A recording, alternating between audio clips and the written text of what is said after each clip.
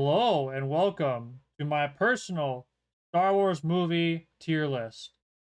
This is the way. Now, before I get too deep into this conversation, I just want to say that Star Wars tier lists, they're great and all. I am excited to do this. I think it's going to be fun, and that's exactly what this is meant to be. It's meant to be fun. And so if you have a different opinion than I do, that's okay. We can enjoy the movies differently and still walk away happy. I'm just here to have a conversation about why I like the movies the way that I like and spark some conversation. I want to hear what you like. It's okay to disagree. Just let's not get into any flaming or stuff like that. It's really not worth it. We are all Star Wars fans, and so I think it is better just to enjoy the conversation and see what parts you like and the parts you wish could have been done better. So, that said, let's get right into it. Star Wars Episode 1. Okay, so before I talk about Star Wars Episode 1, I'm going to talk about 1 and Episode 2 at the same time because when it comes to me and my enjoyment or how I want to rank Star Wars episodes, I have to talk about Episode 1 and 2 together, and here's why. There are parts about Episode 1 that I really like. I love the pod racing. I love the fight between Qui-Gon, Obi-Wan, and Darth Maul. You get to see Coruscant for the first time, and there's some really cool stuff about it. Episode 2, I love the planets. I think the movie effects got a lot better in kind of the 2003 or 2002, I think. Yeah, 2002. You could tell that things were starting to get a little bit, crisper and look a little bit better. And I loved the planets. I love the whole segment in Geonosis. I think Yoda fighting for the first time was so cool. But here's the thing. Star Wars Episode 1 has Jar Jar Binks. And the humor at times makes me cringe. Star Wars Episode 2, Padme and Anakin's red flag relationship is painful at times. So when I think about Episode 1 and Episode 2, what I have to reconcile with is Episode 1 has really good moments and really terrible moments, or moments that I really don't like. Episode 2 has some cool moments, but there are also some moments I really don't like. So for me, the question is, do the good parts of Episode 1 outweigh the good parts of Episode 2, vice versa? Same with the bad parts. So I'm trying to put it all together. And so when I rank these two movies, I have to really think about it in terms of like which one had the better ups, which one had the worst downs. So I will stick with Episode 1 to start with. I do think that there are some really cool things. I like that they show off some of the Force powers. I actually think Episode 1 is the only time we get to see Force speed in action at the beginning, which is really neat. You get a kind of a glimpse into the Jedi Order. I think being in the council room on Coruscant is really cool. I think the boy Anakin, I don't mind him as an actor. I think the writing at times was weird. And Episode 1, for me, it was kind of the weird humor. It was like childish humor, but it just made me cringe a little bit more than I would have liked it to. Jar Jar is just annoying half the time, and it's like, not really a fan of that. Episode 1 also introduces a very interesting component of the Force with the midichlorians and kind of looking at the Force as more of a biological, scientific thing that you can study, whereas I felt like the originals were much more of this more philosophical, mystical elements of the Force. I'm not going to say that's good or bad. It was just interesting, and I know that it threw a lot of people off, which is fine. Maybe some people like that more, or like that there can be multiple perspectives. But yeah, I guess for me, it was kind of a give or take. Like, it's cool, but it doesn't really make or break the movie. So for Episode 1, for me, the big highlights then are, like I said, the pod racing scene. Awesome, love that. Love the scenes on Coruscant. I love the final segment, especially the fight between Obi-Wan, Qui-Gon, and Darth Maul is legendary to this day. I think the double-bladed lightsaber made people go, whoa, like, that's cool. Like, it was super cool. The music is amazing. I love those highs. And yes, the little bits of humor that were awkward throughout kind of lowered my taste. But I liked it. I liked it overall. Episode two, I guess how I would contrast episode one with episode two is episode two, I like the highs a lot more and I hate the lows more. So, episode two, the highs that I really like. I think episode two does a really good job of exploring a diverse set of planets in a really cool way. One of the things that I think makes a good Star Wars movie is when you get to see the galaxy, because we're in this galaxy far, far away. And some of the movies don't showcase a lot of planets, which I don't like as much. Like episode two, though, you got a really like in-depth look at Coruscant, even like the kind of the streets, the nightlife. I love that. That was really cool. You got to go to Camino, this crazy like water planet with these like islands. You're like, what is that all about? That's cool. Geonosis was like a whole different environment. That was cool. What else was in that movie? No, you got to go back to Naboo, which the fields of Naboo, like aesthetically, Attack of the Clones had a really good, beautiful set of planets, and I really, really liked that. I love, like I said, the fight between Yoda and Count Dooku was super cool. You're just like, how does Yoda fight? And the way that they portrayed that was just magical. I just love that fight. The Jedi fighting the Separatist forces and Geonosis was really neat. Like, really, for me, like the whole, like, if you take Geonosis onward, like, I really like that part of the movie. I think it's really good. I think Obi-Wan going to Camino is a really good storyline. And so those for me, like there were really high highs. Like there were some really high octane moments. I feel like the CGI and the effects were pretty good for its time. And so I actually like that. I'm not going to say that the fight between Obi-Wan, Anakin, and Dooku, and then later Yoda is necessarily better than the Qui-Gon, Obi-Wan, Darth Maul fight. I do think there's just something special about that particular fight. But from an aesthetic perspective, I feel like Episode 2 is a little bit more pleasing, if that makes sense. However, Anakin and Padme have a red flag relationship. It's extremely awkward.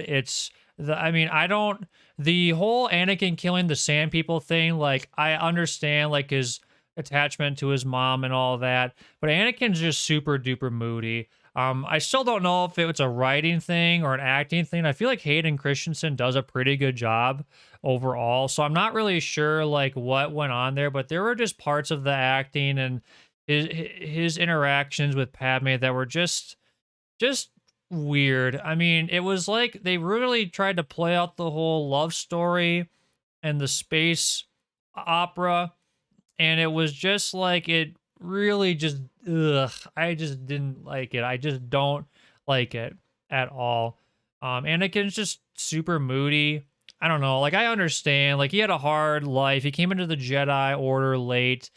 He's obviously got these really strong attachments, but overall, it's like that part really just doesn't do it for me. It really doesn't do it for me. And so whenever those scenes happen, it's like, oh, please just move on. One other thing that I forgot to mention, episode 2, Jango Fett was really cool to see Boba Fett's origin story and kind of tying that in. Really, really liked that. I'll talk a little bit more about this in my thoughts on Empire Strikes Back. But my gosh, is it so cool to see that they were able to take the Mandalorians, like how they drew like from these bounty hunters and make them into this whole culture is really cool. So where do I actually want to rank them? All right, this might be controversial, but here's how I'm ultimately going to make the decision. For me, Attack of the Clones has higher highs and lower lows, whereas episode 1 feels more consistent with some really good highs, but there's definitely like those like little lows, like kind of itching you throughout the movie. Like it just like it's not really bad, but it's irritating. It's irritating. So the way that I look at it is if I were to sit down and just watch one of these two movies over the other, for me, if I take out the bad parts of both movies, I probably would want to watch Attack of the Clones more than Phantom Menace. It's a more pleasing looking movie. I also have a slight bias in that I watched episode 2 in theaters. It was my first Star Wars movie in theaters. And I remember vividly, I'm from Minnesota, and we watched it in the Mall of America theater with my mom, and that was a really cool. I just have a very vivid memory of that. So I'm going to give the slight edge to Attack on the Clones. I'm going to put both of them in B tier. So this is in the order does matter. So I would say Attack on the Clones is so slightly better than Phantom Menace. It's not by a lot. If you were to say I prefer one or the other, that's fine. I know some people think episode 2 is hot garbage. I think if you take out some of the awkward acting moments and the Anakin and Padme scenes, it's actually a really good movie. But I cannot ignore them, so that's why I'm putting it in B tier. All right, let's talk about Revenge of the Sith. I love Revenge of the Sith. It is such a good movie. It looks beautiful. I think the portrait, like the fight scenes, like the choreography is just masterful in episode 3. Not even just the Anakin Obi-Wan duel, but even the other fights throughout the movie just were pleasing to watch. What I think episode 3 does really, really well is every single thing that they showed you mattered. Like, there were no awkward random moments like in episode 1 and 2. It felt like the story was really rich. It was tied together really well. Like, you go from the battle over Coruscant, and then you kind of see some of the political stuff playing out. And then, like, you got Obi-Wan gets sent to Utapau, and Anakin has to spy. And you see some of these tensions. Everything felt so purposeful and just leading towards that climactic moment of when does Darth Vader happen? How does it happen? Why does it happen? All those kinds of things. It just drew you into the climax really, really well. And then let's not forget, Yoda versus Darth Sidious, fantastic fight. Anakin versus Obi-Wan might still be the best Star Wars duel in the all across all Star Wars media. I know some of the TV shows give it a run for its money, but for the Star Wars movies, really hard to argue that there's better fight scenes than Anakin versus Obi-Wan. It's so good. I just felt like the dynamics played out really, really well. And with now that the way that the Clone Wars kind of wraps things in, it makes it even better. But I think even if you don't even include the Clone Wars TV show in the conversation in terms of the story, Attack of the Clones is just really good. It looks good. It sounds good. The fights are good. The dialogue, like the writing and acting, was definitely cleaned up. Oh my gosh. It's a beautiful tragedy. It's a beautiful tragedy. So many memes and memorable moments that I actually like. Memes, like, I think at one point were kind of like condescending, but now I think are actually like loved in a weird way. There's just some great, it's just so good. Like, your heart is just aching as Anakin takes clone troopers into the Jedi Temple, and the scene where he's about to kill the younglings is tragic and it's terrible and it draws at your emotion, and it's just, oh, it's so good. It's just so good. I'm sure I'm partly biased because I saw this movie when I was like, I don't know, let's see, so it was 2005. So I was around like 12, 13 years old. And so that's like peak like impression.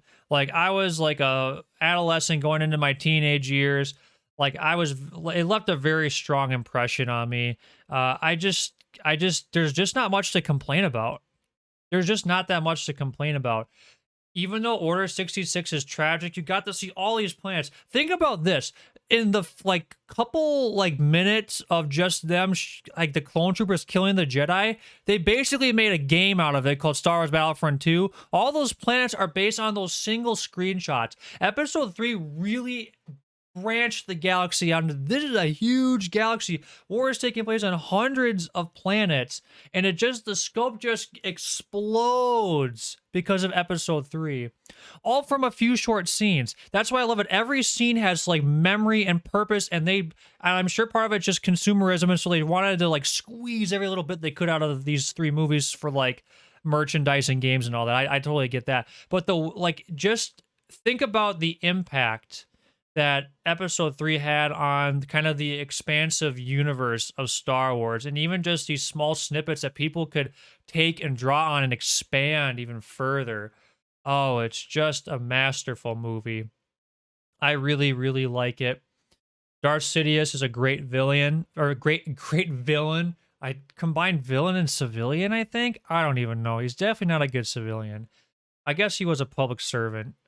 Yeah, even though he was manipulating everything. I don't really know. Anyway, yeah, it's just nice to see too, like, especially as Star Wars has like kind of gone into the more modern times, and like the Clone Wars in particular, really digging into the fact that the politics behind the Jedi Order and the Republic, and then kind of the Sith and the Separatists, is more gray than you think. And I think that a lot of times in Star Wars, it usually is like this very much like good versus evil.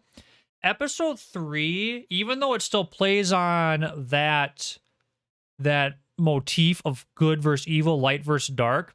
You know, when Obi-Wan and Anakin talk while they're over the lavas of Mustafar, and Anakin says, from my point of view, the Jedi are evil, and Obi-Wan says, you're truly lost. Even though, like, right before he said Sith do an absolute, so that was literally an absolute. Anyway, that aside, you could see that, like, the Jedi Order, even Mace Windu's distrust of Anakin, all of it, like, the Jedi Order was not perfect. And the more that you dig into it, and I think the Clone Wars brings this out too, the Jedi Order really was falling. They got into darkness partly because of their own, what do you want to call it? Their own ignorance, their own arrogance, their thirst for war, and maybe too much, being too involved in the Republic's affairs, maybe wanting too much power for themselves. The Jedi Council really failed. Obviously, this is only a theory, but what if Mace Windu had taken Anakin with him to fight Sidious? I think if Anakin could have been in combat with the clear vision of being like being distracted, like, I need to do, this is what I need to do, he wouldn't have sat in the chambers and thought about, should I help my wife or not? It just, like, I don't know. It, like, even though episode 3 has the light and dark motif, you can slowly see sort of how that model starts to fall off. And I think that's a really interesting thing to think about as Star Wars expanded. It's a beautiful, like, tie up of how Darth Vader is created. I think it's just a great movie. I've harped on it. I've seen its praises a lot. I don't really have much to complain about.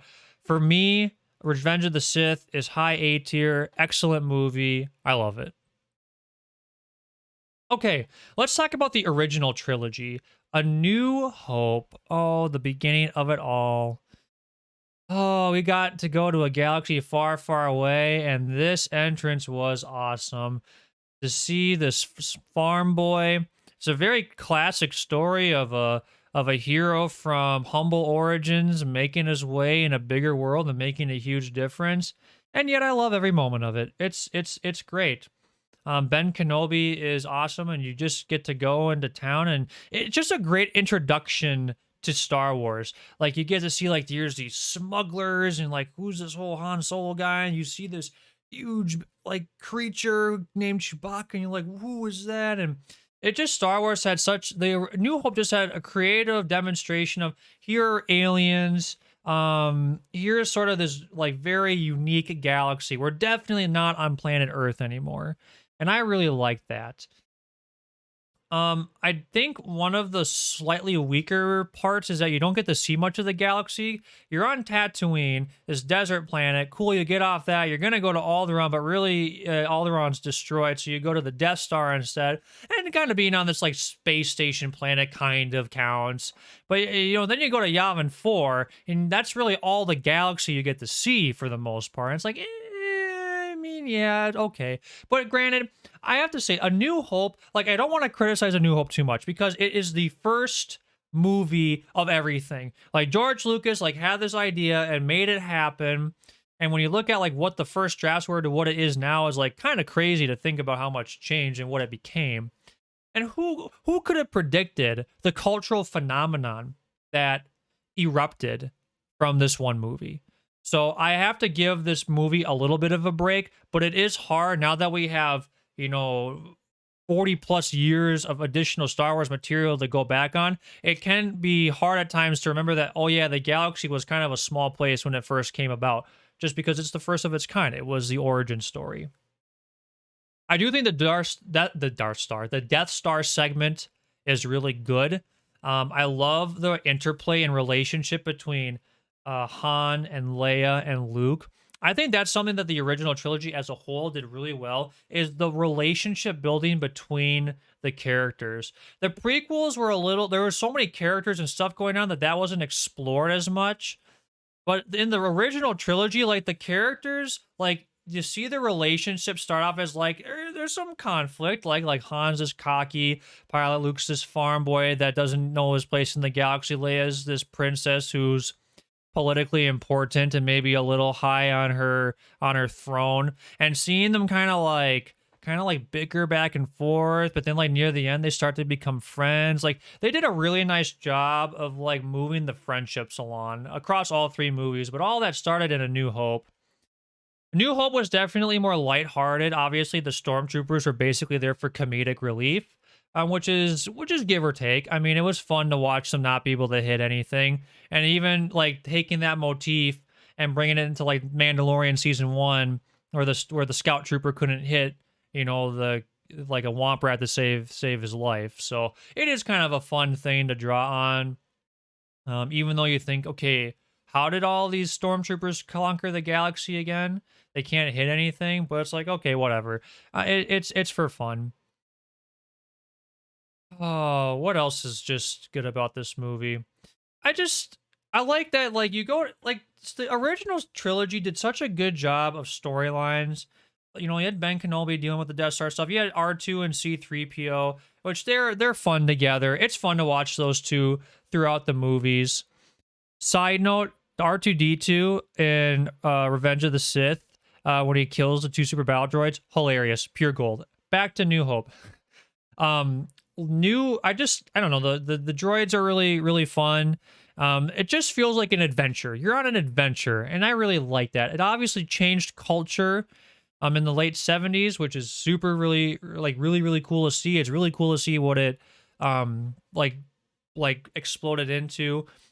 You get this whole like Jedi thing, and like you probably watch old Ben and Darth Vader fight, and people were like, laser swords. Wait, that was a laser sword. Like, what is going on? Even though it's just like two old guys using a bunch of like swords with basically sticks and hitting them together. It was still really cool. And you kind of get to see Luke kind of like living into his own in the Force, and like, okay, I'm going to stand up to Darth Vader one day. Like turning off the targeting computer. Like there's just some memorable lines in A New Hope, and I don't know. It was fun watching Han come in and saving the day when Luke's about to get destroyed. It's just lots of fun. It's just a fun movie. It's a fun movie with some good moments and set the stage for an awesome universe that we all love and cherish today. All of that said, it's a memorable movie. It's a good movie.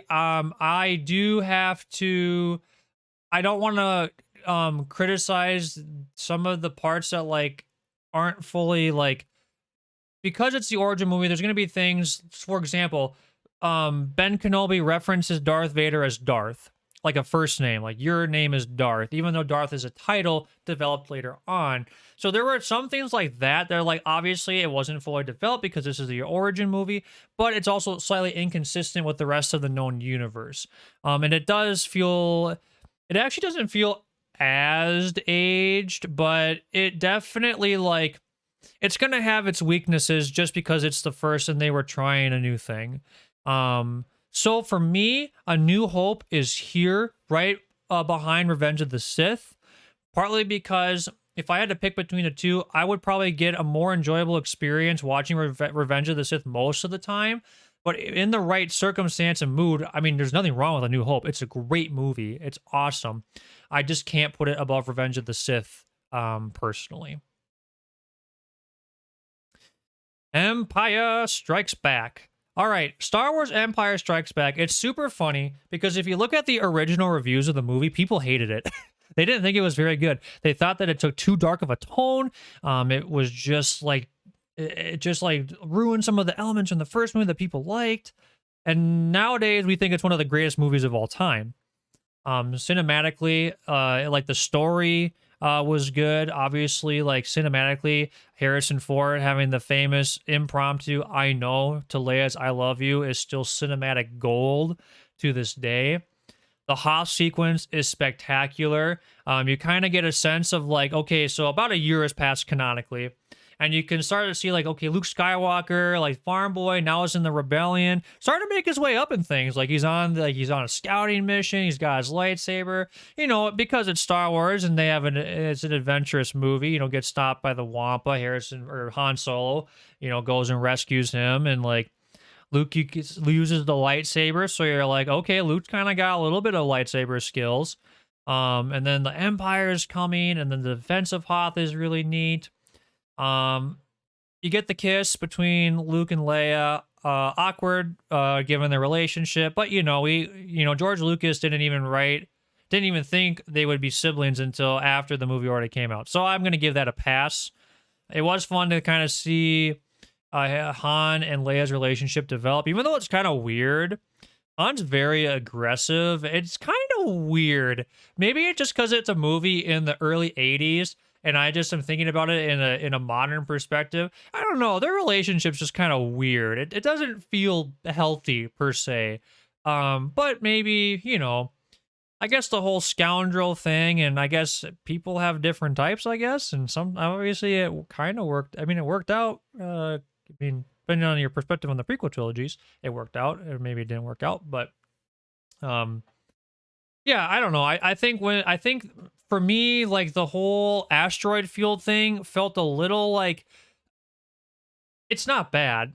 It's just like asteroid fields. I mean, it's kind of nice because like I'm sure like in the 80s when like space is still a relatively like new thing in terms of like space shuttles actually like doing stuff. But it was like asteroid fields. Like I can look at an asteroid field here. I want to go to a planet. I want to go to a planet, like a new planet. But it wasn't bad per se. It was still kind of nice to be like, oh well, the Star Wars universe has to navigate normal space things too. Like I guess I do kind of like that. And then of course they have this giant space worm, and it's an all right segment. It definitely helps build the relationship between the characters. R2 or it's not R2. C3PO is obviously kind of funny, and Chewbacca's kind of funny, but it's kind of a clever segment. I love Dagobah. Every second of Dagobah is great. This weird green guy called Yoda shows up, and you're like, okay, what? And then you're like, oh, Yoda's a Jedi Master. That's kind of cool. What does that mean? Seeing Luke Skywalker train is cool, and you actually get to see like the Force. Like you can see these front flips, and then the Force being used, and you're like, okay, we're getting deeper into the Force. Luke Skywalker is like using the Force. Okay, he's training. Like it kind of builds the movie gradually, like in a really good way. I really like that. One of the things with Luke Skywalker is he gets frustrated. He's very like I've always experienced Luke to be someone who's very much like a go-getter, determined, but gets frustrated. And you could see that frustration happen in full force. I can't do this. And Yoda says, size doesn't matter. And then he lifts the X-Wing out of the swamp because Yoda's this super cool Jedi Master. And then kind of as you get into the second half of the movie, the whole Bespin is definitely in my top 3 planets of all time. I love Bespin. That whole segment is just amazing. I can't even put into words how amazing it is. Just like the whole like kind of suspense between Lando and Han, Leia, Chewie, and 3PO, and like C3PO gets like lost, and then like weird things are happening, and then Darth Vader is there. And, like, that's crazy. And then Luke's like, I gotta go save my friends. And he's like, you're gonna fall to the dark side. He's like, no, I'm not. And then he goes anyway. And then this whole, like, there's another. And you're like, what do you mean there's another? Like, there's this whole, like, there's all these storylines, all these little things. You're like, what's going on? This is crazy. I just love that segment. You get to see Boba Fett for the first time, and some of the other bounty hunters. I think Bosk is there too, if I remember right. I don't know. It's just cool to see like all of these like different characters and aliens. And you're like, who is that? What is that all about? And it's so fun to see how like the Star Wars like creators have taken these like one offshoot like characters and built whole species and movies and things around them. How crazy is it that Boba Fett, who says like 12 words the entire movie, has like maybe like a minute of screen time? He has his own show about him now that just finished. Book of Boba Fett. How insane is that? You know, he has his father, Django. Boba Fett's the reason the Mandalorians, like, exist. Like, that whole thing is built off of him as a concept. That is crazy. And it's so cool to see, like, how, like, these minor, like characters, like, it just drew you in, like, who's that? What is that guy all about? Oh, I just love it. And then the fight between Luke Skywalker and Darth Vader is really neat. And I really like I like the start of it, like when they're in the chamber with the what's it called, the carbonite freezing chamber. That's like a cool scene, and like you can tell Darth Vader is better than Luke, but Luke's still trying, and like he kind of gets the better of him at the one point. So like you can start to see like, okay, Luke Skywalker got some skills, getting some stuff going on, but you can tell Darth Vader's really just kind of toying with him for the most part. The one piece of Episode 5 that feels a little bit like, for me, the scene where like Darth Vader uses the Force and throws boxes at Luke. Luke just looks really like incompetent and awkward in that scene. And I'm not saying like I don't know. I like, obviously he's still learning to use the Force and all that. I don't know why. That's just the one scene that I'm like, I don't know why. It just doesn't like. It feels a little aged. Like the whole like how they use the props and sort of how I'm trying to get. I don't know. It feels a little like when you think of the Force, it just felt a little weak to me. But then again, it's also like the second movie in this trilogy, so I'm not obviously like the cinematics and all that aren't like fully fleshed out, so that's not that's not like this movie's bad because of that. It's just like that, like a small thing that I'm just like, I don't know, I keep coming back to that as like a don't know how I feel about that. But the fight overall is really good. Definitely an upgrade from watching Ben Kenobi fight Darth Vader on the Death Star. And then the reveal happens and you're like, wait, what? Darth Vader's who? Darth Vader's Luke Skywalker's father? That's insane. And that changes the kind of the scope of the story like a lot. And that's it's just like, holy cow, what? And it was just awesome. And then you got to see Luke and Leia have a connection in the Force. And Han Solo got captured. And so like I was left wanting more after Empire Strikes Back. I'm like, what happened to Han? What's this whole Luke and Darth Vader thing? Like, what is happening? Like, Leia can feel Luke through the Force. What is that all about? Like, all these small things, you're just like, just from start to finish, the story just kept drawing me in, and it was just great. The acting was great. The relationships felt like they kept like stepping forward. Like, even though Luke is barely with Han and Leia and Chewie and and 3PO, he's obviously with R2 a lot. Like, all those felt strengthened, even though they weren't together per se. And I don't know, I just like how the relationships continued to build. Again, they did a really good job of that continuation, and I really like that. Bespin's an awesome planet, like I said. Just a fantastic movie. It's S tier. It deserves every bit of praise that everybody gives it. I love Empire Strikes Back. All right, Return of the Jedi. For me personally, going from best, like if I were to watch like an hour of Star Wars, I would watch the Bespin segment into the Tatooine segment, because the beginning of Return of the Jedi is phenomenal. I love it. You're like, you go right into it. Like, we found Han Solo. Who's this bounty hunter? It's actually Leia. Holy cow, what's going on here? Han gets freed, but then they're actually going to get eaten. And then Luke Skywalker comes, and you're like, oh my, that's Luke Skywalker. Luke Skywalker, this farm boy who kind of could use the Force, like went head to head with Darth Vader, but ultimately lost. He's a Jedi Knight now. He looks calm. He looks collected. You're like, oh snap. Okay. This is Luke Skywalker. He kills the Rancor. He has like the wits. You can tell his experiences are paying off. The scene where Jabba is on his ship, I forget the name of it, sorry. And they're about to be executed, and you got the whole meme of like the trumpet playing, and like it pans to each character. And then Luke gets his lightsaber from R2, and it's just super cool. You're like, it's a green lightsaber? What? And it looks fresh, man. That lightsaber looks fresh. And it is just super fun to watch that that fight scene play out and Leia killing Jabba in her very lovely bikini. That's all I'm going to say on that.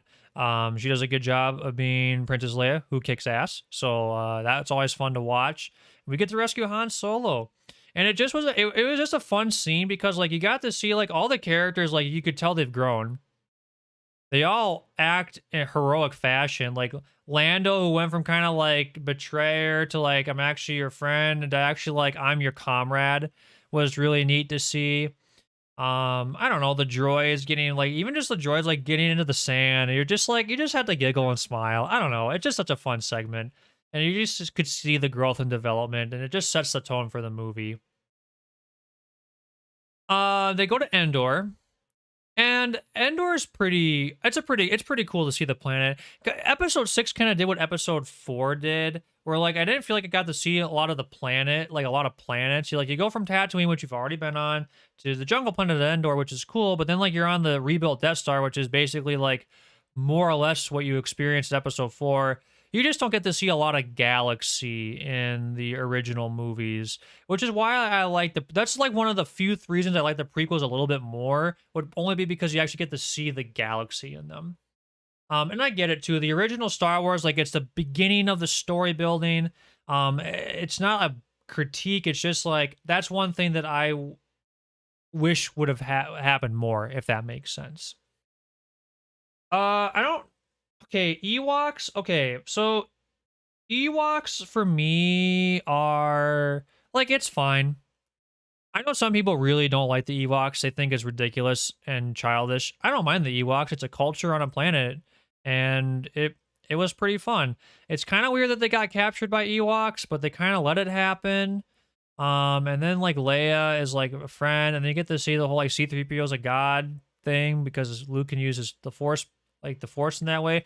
Also really cool to see like to see Luke go from I can't do this thing with the X-wing to being like 3PO, tell me you're a god, and then just like use the Force to lift him up felt like a redemption to me. You could just tell that Luke Skywalker is really like he's completed his training, other than doing what he needed to do against his father. Oh yeah, I forgot Yoda dies. Very sad. Kind of cool to see like you get to hear like this revelation that Leia is Luke's sister, and like Yoda's like, nah, you've learned all you needed to learn. I don't know. It was just like kind of a cool conclusion. Even though you could tell Yoda's tired. I don't blame him. He went through a lot in 900 years of life. But anyway, going back, Luke goes to confront his father. Leia's like, she's kind of a wreck because that's a lot to take in. Because if Luke is her brother, then what does that make Darth Vader? Oh my gosh.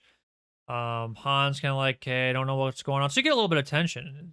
But at the same time, like what I liked about Return of the Jedi 2 is like in the Tatooine segment in the first part of Endor, they're all together. I like it when all the characters are together. A lot of times Star Wars movies scatter everybody too much. It's like, oh, I like it when they're together. And it just made sense. They're close. They're going to finally like put an end to the Empire. Like they're convicted. They're skillful. They're invested. They've grown up. It's just great to see. I don't know. Okay, the only thing with Ewoks, the Galactic Empire of trained soldiers lost to a bunch of forest bears, like small teddy bears. And the only reason I can see it working is because the Ewoks know the planet. That's their home planet. They know the terrain. So they have some advantage in that sense. At the same time, if you were really a trained soldier and you've studied like planets and cultures, you probably wouldn't actually, die in the like against them or get beaten. But whatever, it's Star Wars, so I'll let it pass, I guess. I do like that in some of the TV shows, you kind of get a sense of like the Empire actually like will kill you and actually is trained. Stormtroopers just felt like comic relief in episode 6. At least in episode 5, they kind of put up a fight at times. I don't know. That was like maybe one dynamic that I'm like, yeah, I don't know. I don't know. But like episode 5 and episode 4, they did a really good job of like tying together story points. Because now you have Luke Skywalker on the Death Star. You have Han and Leia and Chewie and 3PO and R2 on Endor Moon trying to stop the shield. You've got kind of Lando and that crew in space. I feel like they did a good job of weaving those things together. Episode 3 does a good job of weaving in storylines. I feel like episode 1 and 2 are a little bit weaker in that, but I liked how the original trilogy weaves storylines. There was like a lot going on, but it wasn't too much that you're like, I can't follow this. I thought they did a good job of that in the original trilogy overall. Luke Skywalker versus Darth Vader in episode 6 is a really good fight. It's a really good lightsaber fight. I would have to imagine that if you were someone that started watching Star Wars with A New Hope, like back in 77, I'd have to imagine that you were probably floored by the Darth Vader versus Luke Skywalker fight. It was really good choreography for its time. Like, obviously, we've got episode 1, 2, and 3 choreography, but Star Wars just developed. I like to think that, like, the newer Star Wars built off of what was started in the originals. And episode 6 showed that, like, lightsaber combat can be fast, it can be creative, and I really, really like that. It's an awesome fight. I really like that fight scene. You kind of see Luke Skywalker giving into the dark side a little bit. Like, oh snap, he wants to kill that Emperor. That dang old Emperor. But even though he wants to succumb to it at the end of the day, he says, no, I will not. I'm a Jedi like my father before me. It just paid off. It like played around the drama part really, really well. I mean, it's a space opera. It's supposed to be dramatic, and Luke played the part really well. Obviously, you get to see Darth Vader redeem himself and really be the father Anakin when he kills the Emperor. It's just awesome. When you watch the prequels and then rewatch this, and you like see like the Anakin Skywalker who's loyal and committed to the people he loves, like to see that part emerge after so much pain and suffering was really cool. You got to see Darth Vader's face. I thought that was really cool. That shot also gave way to kind of how the Sith look. It kind of gave a really interesting look into how the Sith cosmetic works, which is kind of interesting. Like if you look at some of the Sith warriors in like Star Wars: The Old Republic, kind of bears a similar image to the unmasked Darth Vader. So the galaxy really drew on a lot of the elements in the originals, obviously, because that's where it all started. I love that they return. I will say I kind of complained about the planets earlier. I thought that the ending scene where they showed all the planets celebrating was actually really cool, and it was like the galaxies are like big, and it was kind of sweet. It kind of felt like George Lucas was alluding to future planets, because you got to see like I'm thinking specifically of Naboo and Coruscant. Like that was kind of neat. That was kind of fun. It's kind of fun to like see like those planets be showcased kind of at the end, especially once you've watched the first few movies. I thought that was neat. I like that. I liked how they did that. I think Return of the Jedi sparked something in the Star Wars fan base that not many, that just in a really fascinating way. Think of all of all the books that came out, the comics that came out, the toys that came out, the video games that came out, because of Return of the Jedi. It kind of had the same effect that like Revenge of the Sith had, where the Star Wars universe like went like A New Hope. It starts like here, Empire Strikes Back is here. I feel like Return of the Jedi by the end, the galaxy is like this. It's expansive, and you can just go on forever with it. It's incredible how many books were written. It's incredible. Like if you look at the expanded universe and how much content there is out there, it's insane.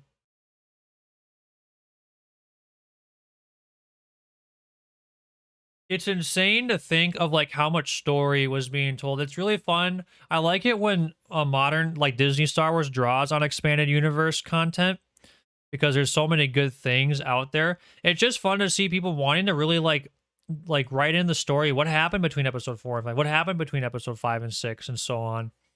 I really like that. I think the Clone Wars and Rebels series were really good for Star Wars. It's just fun to explore. It's fun to explore the stories within the universe centered around the canonical movies. It's just it's just an excellent structure with which to view the universe, like the Star Wars universe through. I have to say, Return of the Jedi, I don't know. I think I just really like how Luke Skywalker is portrayed in Return of the Jedi. There are some parts of Return of the Jedi that I'm like, I almost want to put it ahead of Empire. But at the end of the day, I still think Return of the Jedi is an S tier movie. But I think Empire Strikes Back is better overall. But yeah, Return of the Jedi is a good movie. Really, really good movie. I'm going to talk about Rogue One and Solo next.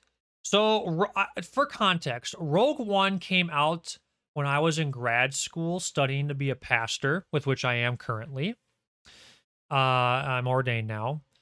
And Rogue One it was an excellent movie for the period of life that I was in.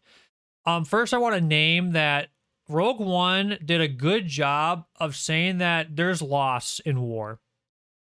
In Star Wars, there's really not like there's death, obviously, like as Episode 3, but it's very tragic. It's centered around the Jedi. Rogue One did a good job of saying like there are soldiers that lost their lives. A rebellion, it's not good versus evil. It's not, oh yeah, the rebellion's all good, the Empire is all evil. There were operatives in the rebellion that did some nasty work, and it's not always clean work to make a rebellion happen, to make change happen, at least for the kind of change they were going for. The movie highlights loss and sacrifice wonderfully. I love all of the characters. Jyn Erso is a great lead, or like I forget the actress's name. Shoot, she does a great job.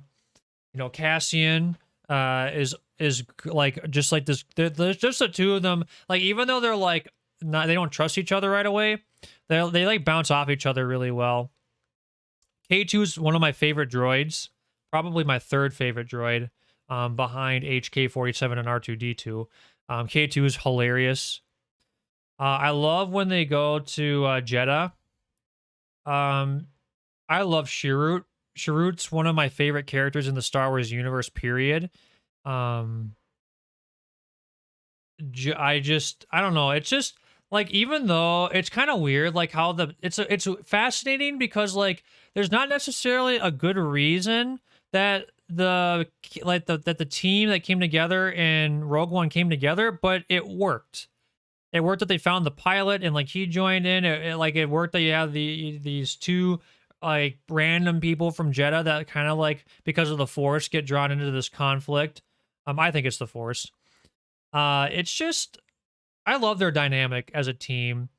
And Jyn gets to see her father one last time, and like that's heart wrenching. And then you find out there's a way to destroy this massive planet destroying battle station. And so they go to Scarif, and like it's just like it was like you actually got to see war in action, and it just like your heart, like even like it just moved me. Like K2 sacrifice. What's the pilot's name? What's his name again? Shoot, I forgot it. I just rewatched Rogue One recently. Like the pilot was willing to sacrifice himself to get that message across. For me, I cried in Rogue One. Last movie I cried in, by the way, was Rogue One. When Chirrut uses the Force and just trusts his spiritual connection to make it to that button. And then for his friend to see his act of faith, and for like Chirrut to share his faith as he's dying with his friend and make him realize like I'm one with the Force is with me, and because I'm one with the Force and the Force is with me, I am with you. The Force is with you, and you are one with the Force. And to see like this doubter go from a place of like this is spiritual nonsense to I'm one with the Force and the Force is with me makes me tear up right while as I'm talking about it. I love that scene as a pastor, as a spiritual leader. It just really touched me with where I'm at in my life. And it was just this beautiful expression of like faith in action that I hope I live out in my own life. I was really touched by that in a really meaningful way. They accomplished their mission at the cost of their life. Darth Vader shows up and has one of the most epic, frighteningly good entrances in killing those rebel troopers. And you end with hope. There's hope coming. Beautiful segue into A New Hope. Beautiful movie. I can't put it past Empire or Return of the Jedi, but Rogue One is a phenomenal movie. Okay, Solo. Unlike Rogue One, not as much of a phenomenal movie for me. Solo's a movie that I don't hate it, but it's good. It's okay. It's fun to see Chewbacca and Han meet. It's fun to see how Han and Lando meet up and do a mission, and then Han eventually steals the Millennium Falcon. The love story makes sense because Han's a smuggler and he wouldn't have met Leia yet. It's just kind of like, I don't know. I don't know how I feel about you have this this love story between Han and Leia. Then you go back into Han's life and it's just like he's in love with this other girl, and it's like, I don't know. Like it makes sense. It's just like hard to retcon some of that. Or like I mean, I don't think it's bad. It just, I don't know. It's good. I actually thought, I forget the actor's name who portrayed Han Solo. I thought it did a good job. I have no problem with the acting in Solo at all. I thought it was a faithful description and expression of Han Solo. And Lando and all the other characters that will actually end up in the original movies, timeline wise later on. Watching the Kessel Run is pretty cool too. You just get like all this backstory on Han, and it's just like fun. It's a fun movie. But I don't know, some of the stuff with like the Crimson Dawn and like Darth Maul shows up, and like obviously it makes sense that Darth Maul show up if you've watched the TV shows. But it's just kind of weird. I don't know. It's just like they haven't done anything with that, and you're just like, okay, what is going on? I mean, I guess it's sort of trying to showcase like his time with the crime syndicate. Is that kind of like what Darth Sidious had him do after, I don't know. There's like this weird like post like Clone Wars and pre-Rebels time period that like I think they wanted to explore but haven't, and I don't know how to feel about how they portrayed it in Solo. Overall, it's a fine movie. It's good, but I guess like if I was here's how I'm gonna rate Solo. If I were to watch any of these movies or Solo, I'd rather watch any of these movies over Solo. So I put Solo in C tier because it's fine. It's just like it doesn't do much for me more than the one-off experience. Whereas Rogue One was just so beautifully woven together into the Star Wars story that and some of its moments just touched me. All right, let's talk about the sequel trilogy. Okay, people have opinions, and a lot of valid opinions.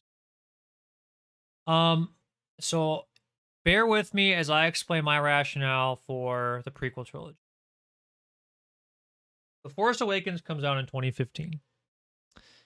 It is the first Star Wars movie to come out in a decade. And we're at a point in life where you have several generations of Star Wars fans. You have Star Wars fans that have watched the originals when they came out. You have Star Wars fans that grew up in the prequel era. You have kids that have never seen a Star Wars movie in theaters before. That's new. Let's cut to the chase. Episode 7 was a reskin of Episode 4. It's basically follows the same timeline as same story as Episode 4. You got a hero from humble beginnings who meets a fatherly figure who's a little bit older. Travels to a planet-killing planet station thing. The fatherly figure dies. and new friends are made along the way. It's a reskin, but I'm okay with it because when you have all these generations of Star Wars fans coming together, I think to be able to share and like I'm okay with the nostalgia for Episode 7. I'm okay that like if I'm a parent and I can share that with my child, that same sort of experience, I'm okay with that. I thought it was a helpful invitation to a new world of Star Wars. What I like about Episode 7 is Rey and Finn and Poe are they have these three main characters and they all start off with sort of like in different places. Like Rey starts in a place of I want a place where I belong in the world. Rey is seeking identity and belonging. Finn wants to run away from the First Order. He is just cannot stand the moral atrocities happening by the First Order. But he runs away. And so he is battling the sense of I want to run away from all this. He is battling courage. And then you have Poe, this gifted pilot, gifted but headstrong. Poe is learning how to be a leader, and I'm okay with that. One of my favorite scenes in Force Awakens is when Rey and Finn are on the Millennium Falcon, and they need to just get it done, and to themselves are saying, "I can do this. I can do this." Maybe it's because I graduated college in 2015 and I was getting ready to embark in grad school and soon after the real world. And I kind of had that same feeling of I can do this. Like I was like, that spoke to me and like the sense of like, well, I don't know exactly what I'm doing, but I believe I can do it. I'm just gonna have to figure it out. And I was really touched by that. Like, do you have this new generation? Like, you know what? It's my time to kind of like be out into the world and I have to figure it out. I can do this. I can do this, even though it's like, okay, I got to calm myself down. Like, I'm not entirely sure, but I can do this. And I really appreciated that. I appreciated the origin and that sort of that kind of the relational beginnings of some of these characters between each other and themselves in Force Awakens. It was fun to see the Resistance show up and fight the First Order on the planet. I forget which planet it is with the Maz.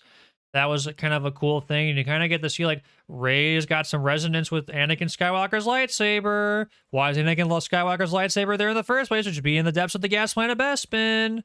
Like, okay, what's going on here? And then the fighting breaks out, and Rey runs away, gets captured by Kylo Ren, and then Finn uses the lightsaber, and you're like, okay, maybe there's like a sub storyline where Rey becomes or Finn becomes a Jedi. That could be kind of cool. Stormtrooper turned Jedi. That would be sick. That would be unique. But ultimately he's trying to get away from everything too, and yet he keeps getting pulled back in. Han and Leia. Okay, so sorry, I skipped ahead. Chewbacca and Han being on the Millennium Falcon, gold. Love to see that nostalgia happen. Chewie, we're home. Love that line. That was really great. Kylo Ren is their son. You're like, oh snap, he's a Sith Lord. That's kind of messed up. What happened there? But then Han and Leia meet up. It kind of makes me sad. I know that like the world doesn't work in this way. I wish it would have been happier. I wish they would have been like together, you know? I wish it would have been a happier ending or a happier life for those two. But you can't get what you want always. I kind of wish they would have done that though. Anyway, they go off to the I don't know, the planet killer. I don't know. I am having a hard time remembering sequel trilogy names. Oh, okay. But you know what? That part was fine. I think like it's just funny. Finn's like, yeah, I work janitor. So Han's like, what? Kind of funny. I love like it's very tense. You like see Han Solo on the bridge with Kylo Ren. That was really tense. Han dies, sad. Not sure how I feel about that. It sucks, but I mean, I don't necessarily mind that they did that. I thought the fight between Rey / Finn and Kylo afterwards was kind of cool. Felt a little weird. Like Finn kind of did get destroyed, which makes sense because Kylo's actually trained. Even though like you can tell by Kylo's lightsaber that even though he's like this new Sith, he's not stable and he's not refined. He's just his raw talent. But the lightsaber duel between Rey and Kylo is like pretty cool, and like you can see like they have their differences, and you're like, all right, and like Rey and Leia like have this connection, and like everyone's together, and it's like, okay, we have got we've got the start of something. We got some good potential here. We've got these characters with sort of these storylines. You've got these relationships, like Kylo Ren's a thing. Rey is probably going to be a Jedi, wants to follow in Han Solo's footsteps. And then they find Luke Skywalker. And I don't know how much money Mark Hamill got paid to stand there for 5 minutes, but it was probably worth every penny. Really cool to see Luke Skywalker once again. Overall, I think the movie's solid, even if it is a reskin. I think there's a lot of really good potential with Episode 7. So I will put it at low B tier for me.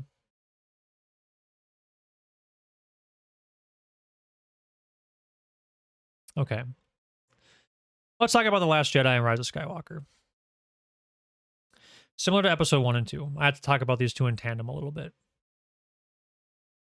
I know a lot of people hate The Last Jedi, and I don't blame them. They do a lot of weird things. Here's what I will say. The thing that I hate the most about The Last Jedi is how slow it moved. I hate that half the movie is the Resistance spent fleeing from this one ship. That's what bugs me the most. Star Wars is about seeing the galaxy. I wanted to see more planets. I wish they would have done more. Them just floating through space was pretty lame. Even though, like, the casino planet that Rose and Finn goes to is pretty cool. Kind of had this weird, like, mystery thriller element of who's betraying the Resistance. And, like, pose like this detective. It's kind of, like, different. It's kind of weird, but indifferent, but not... I don't know. Honestly, that part was kind of weird. It was just like, okay, what's going on? What's the big mystery? And then at the end, you're just like, there's no mystery. You're like, oh, okay. Okay, so yeah, those parts were not good. Like, really not good. The movie's beautiful, by the way. That's one thing I'll give it credit for. It's very beautiful. I want to talk about Rey and Luke Skywalker a lot because this to me is a really big part of the movie. Most people really hated this. They hated how Luke Skywalker's character was treated. The refined Jedi at the end of Episode 6 becomes a cranky hermit that gave up on everything because of one mistake. I get it. I will say, what I do like, I think Luke Skywalker gets pedestalized a little too much. People think Luke Skywalker is this perfect, complete, wonderful space Jesus. Like, oh, Luke Skywalker is amazing. Oh, Luke Skywalker is the best. Luke Skywalker can't do anything wrong. Luke Skywalker is the coolest. You know what? Luke Skywalker is a human being. And Luke Skywalker is flawed. He was a headstrong farm boy who did get frustrated at points. He's not perfect, even if he is refined. He almost fell to the dark side in Episode 6. Thank goodness he didn't. I am okay with Luke Skywalker having a thorn in his side. I'm okay with Luke Skywalker saying, I think this might all need to end. I'm sick of it. I made a mistake. All because I'm Luke Skywalker. I thought I had to be perfect. And look where it got me. I lost everything because I was afraid of my one student and saw the dark side.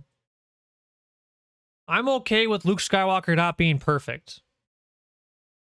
That said, they butchered him too much. I think if the movie had been like Luke Skywalker hasn't been around because he went to this Jedi temple to seek answers and he carried guilt with the Jedi Order but didn't give up, and like he finds Rey and he's like, oh, hey, this is great. The Force led you to me because I can't get into this temple on my own because it requires a master and an apprentice or something like that. If Luke had said, hey, I got stuck here and stranded here on accident, I need your help. And by the, like, there you could, like, Rey, like, interactions with Luke were, like, uncovering the guilt and the frustration he had built up. That type of thing could have been much better. Instead, they made Luke a cranky old hermit, and I can understand why people are upset about that, but I'm also okay with Luke not being perfect either. I think one interesting theme that Episode 8 explores is the galaxy for millennia has been ruled by this constant Jedi versus Sith, Republic versus Separatist, Rebellion versus Empire, just caught up in all of this. Is it time for it to end? I don't mind the conversation, the resolution of this trilogy being something to the effect of, should everything end? Is it time to release the galaxy from the cycles that continue to plague it? As much good as the Jedi and the Republic did, there was a lot of bad. It might be time to let the galaxy transform into something new and to take on a new form. I'm okay that they explored those elements. I'm okay that Yoda said, "You don't need these anymore. You don't just need to like do things this old way. There's a lot more going on." I was okay with that. I'm okay with that.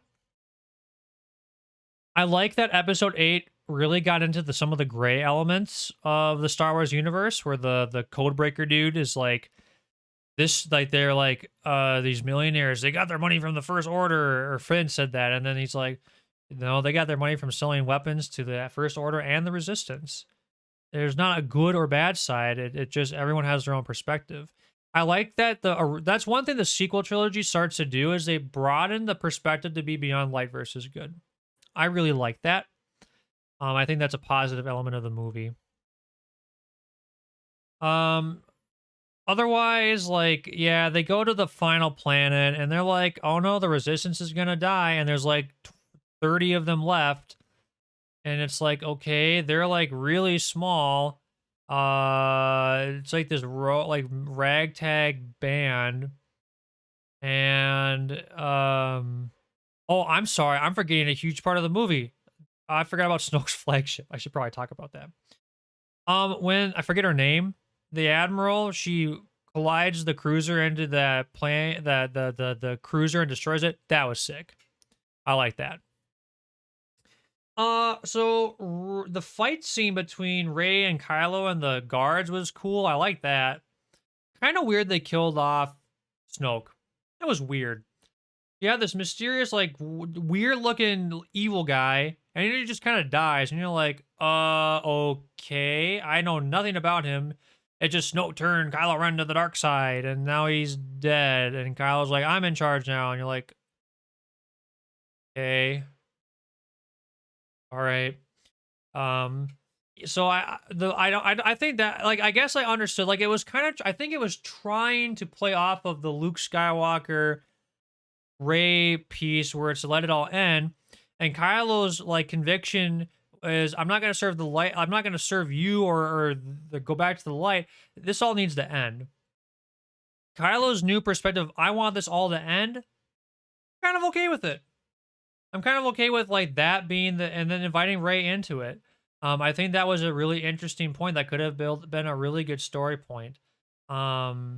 Instead, Rey chooses to remain faithful to her friends in the Resistance, and Kylo wants to destroy the good and the bad. And I'm sure he's using the First Order to do that, and then we'll try to eviscerate the First Order once he's completed his goal. I don't mind that motif being explored.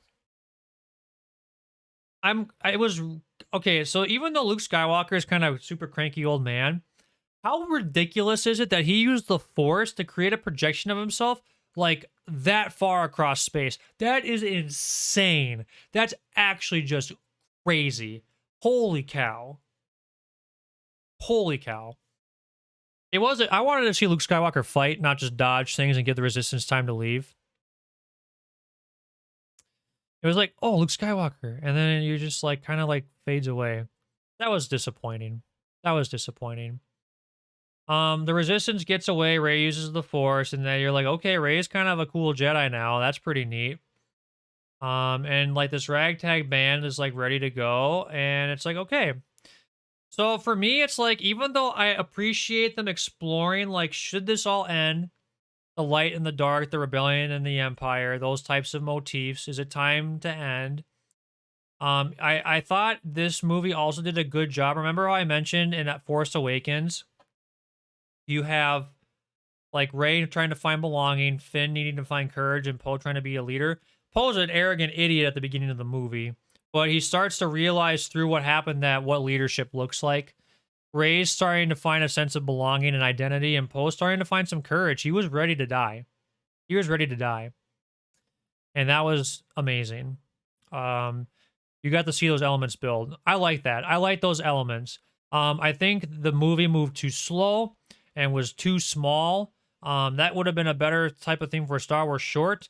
I think they needed to like the resistance. They scaled the First Order and Resistance feel too small in the galaxy. They feel way too small. It's just like this group of like 50 people, and you're like, okay, it's billion, like trillions of sentient life forms, and 50 people are going to fight off this First Order. And like, why hasn't the New Republic done anything about it? If the New Republic is like this like reinforced entity, it's just weird. They definitely did not do a great job with Luke Skywalker's character, but I don't know. To me, it's better than Solo, but meh. It's all right. I appreciate them trying to go in a new direction. I do. I really do. They just could have cleaned up how they presented Luke a little bit better and how they moved the story along. Now, that said, okay, they needed to go with the other script. They just needed to go with the other script. Episode 9, because fans got cranky, Disney said, "Oh crap, let's go. Let's do something safe. Let's massage the nostalgia and bring back the Emperor." That was stupid. That was so dumb. They should never have done that. Bringing back the Emperor was terrible. I'm upset about it.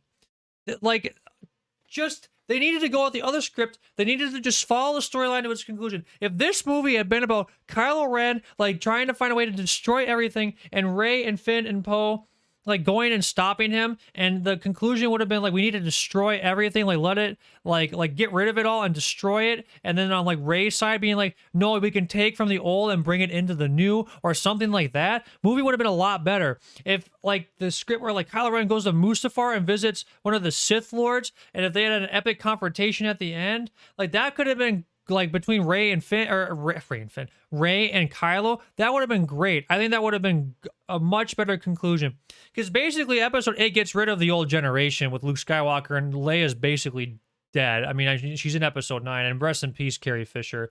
It was cool they were able to bring her into Episode 9. But they didn't do that. Instead, they have this Emperor. Okay, the Emperor is back. Episode 9 introduced way too many new characters. It was just, oh my gosh. The bounty hunter on the one planet who like apparently Poe is in love with all of a sudden, that's random and introduced too late. You have the people on Endor, the like ex Imperials, and you're like, where did that come from? If they were going to have those two things be introduced, they should have done it in Episode 8. You don't introduce that in Episode 9, you introduce it into Episode 8. The whole Death Star segment, like the fight was cool. Seeing Han Solo reconcile with his son was cool, and like Leia reaching out to Kylo is cool, or Ben is cool, but it was just weird. Like, okay, we need to have this movie and Death Star and Emperor. Okay, we're good. Oh, nostalgia, and it was just terribly done. They basically botched Finn's character. Finn just became a follow Rey wherever she goes. That was dumb. I feel bad that Finn's character got butchered. The final fight in Exegol was kind of cool. I do like the scene where all the ships come and you got to see like some of the ships from like different parts of the Star Wars universe. A lot of Easter eggs. That's really cool. I don't mind the Rey versus Palpatine, or Rey and Kylo versus Palpatine match. It was kind of cool to see Rey like get Leia's lightsaber and use Red 5 to go to Exegol. That I like that. That was kind of some fun Easter eggs, some fun nostalgia moments, and then like using like Anakin and Leia's lightsabers. It was kind of a cool conclusion. And having all the Jedi voices, including Ahsoka and Kanan Jarrus, was really cool. That was really neat. I like that. I like that a lot. But otherwise, like Kylo and Rey have this weird connection, and they can heal each other, and then they kiss at the end. It's kind of like weird. They didn't do romance at like well at all in the sequel trilogy. It was weird. Romance was weird. They tried to be LGBT inclusive with a 2-second kiss at the end of episode 9. That's laughable. So they didn't do anything well in the romance area. But anyway, I think that if they had either gone with the other script, it would have been fine. But what I also thought would have been cool, they needed to do a better job. The other thing too, remember how I was talking about like the 3 main characters, Rey, Poe, and Finn's development? Rey does kind of find her identity and belonging, although the whole like who are you, Rey Skywalker thing? Why say Skywalker? Like, I understand like choosing your own path and like that, if that's where she belongs and that's the identity she claims. But like, to me, if I wish she would have said Palpatine or just said just Rey or anything else. It just like she feels like she belongs with Luke and Rey or Luke and Leia. I get that. That's cool. And she belongs. But I wish she would have said Palpatine and would have had the understanding to say like, whether I'm a Skywalker or a Palpatine or whomever, I belong. It doesn't matter who I am. I belong. And to say Skywalker to me felt like I'm not allowed to be who I am. I'm not allowed to be who I am and be accepted. Even though I think they were trying to say I'm shaking off this identity that I was given and choosing the one that's right for me. I think that's what they were trying to go for, but I think the other way would have been more meaningful. Or just to say just Rey and leave it open-ended. They played on nostalgia too much. I think if episode 8 would have been more about like if Luke Skywalker, if it had been more like if I had said like Rey kind of becomes Luke's apprentice, and then they like kind of like Luke comes back and like joins forces with Leia in a more like epic confrontation. Even if it meant Luke and Leia died, if they had left the like if episode 8 left with a more like heroic passing on of things to the newer generation, I think it would have been received a lot better. Instead of Luke just being cranky. Luke was kind of redeemed in episode 9 because he's just Force goes like, Rey, what are you doing? Come on, you can do this. But they butchered Luke Skywalker in the sequel trilogy. There's just no way around it, even though I appreciate their attempt to remind everyone that he's not perfect. But like if it had been like a passing on and like Luke and Leia like lead this like charge with Poe, Finn, and Rey, and like they do a heroic sacrifice, but it gives them like this possibility for like a new future in episode 9.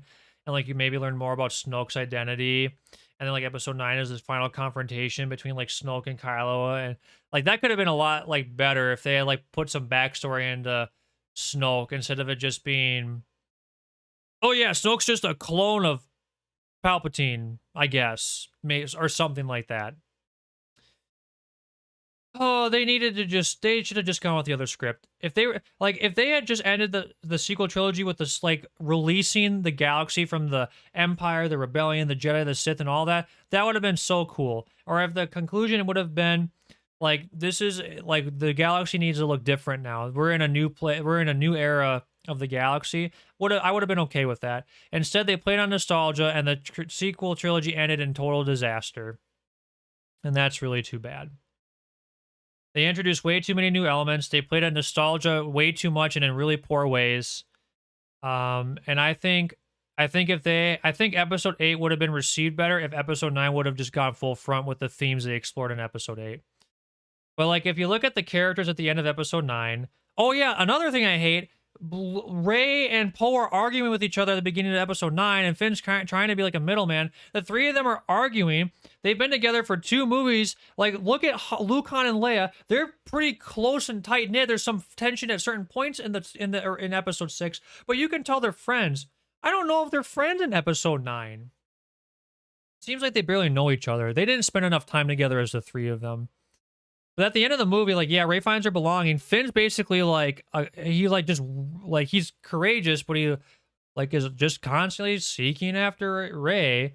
It's weird. And then Poe is kind of a leader and leading things, but he gives up. He's like, well, guys, I don't know what to do. I guess hope's gone. And then Lando has to come and be like, nah, bro, we got this. And then the galaxy comes, and then it is really cool to see the response being like they gave a beacon of hope that people said, we're gonna fight with you, and that was kind of cool. But they just screwed it up so much. They really needed to just like play off the themes built in episode 8. I'm okay that episode 8 took a weird turn. They just like didn't do it particularly well. I think if they had made Luke Skywalker's character better and the move and like the like not made that movie about them floating in space half the time, I think the movie would have been received better if they had explored the same type of themes and then built on that for episode 9. Instead, they panicked and pivoted to nostalgia garbage. So for me, Rise of Skywalker is low C tier. I'd probably watch it over Solo most of the time, but yeah. I don't think that the sequel trilogy had promise. It really did. I don't mind how they started it. It's just how they continued it and decided to end it just didn't work. It felt like 3 separate movies. The overall story was not there. Even though the acting was good and the characters were interesting, they introduced too much in episode 9. They clearly did not have a clear story in place, and it really hurt them. It really hurt them. Well, that's going to do it. That is my personal Star Wars tier list. Feel free to comment on what would you change or what is your tier list. I'd love to have more conversation to see what other fans of the Star Wars movies think. For a little bit of a bonus, I would probably put Clone Wars in top S tier and Rebels in probably low A tier. Mandalorian S tier, Book of Boba Fett probably low A tier as well. I really like some of the new stuff for whatever it's worth. But I hope you guys enjoyed the video. If you liked it, consider subscribing. I would really appreciate it if you wouldn't mind doing that. It helps me out a lot. And there'll be more Star Wars action underway. If you want to watch something in the meantime, I did get the world record in Star Wars Knights of the Old Republic 80% glitchless recently, and so that's a fantastic run and a really great game that I really love playing. I love the KOTOR universe. I could do a whole tier list on that game and some of the different aspects of it at some point. But for now, thank you for watching. Enjoy your day. Be well. I'll see you next time.